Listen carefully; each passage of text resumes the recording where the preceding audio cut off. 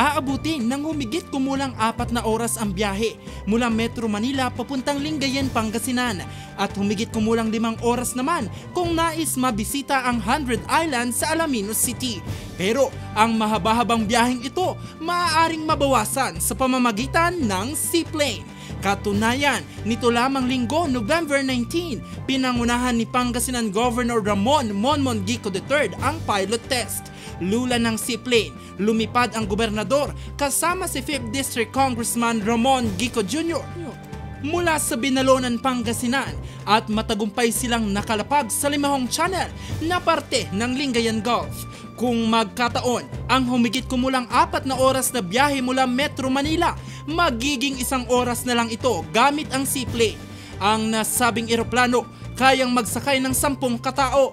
Ang naturang panukalang proyekto ay nais sa katuparan sa tulong ni Pangasinan 1st District Congressman Arthur Celeste. Umaasa naman ang gobernador na ang seaplane ang magiging daan sa pagyabong pa ng ekonomiya at turismo ng probinsya.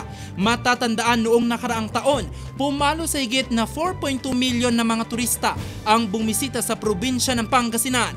19,221 dito ang mga foreign tourist arrival. Jose Robert Inventor para sa Luzon Headline.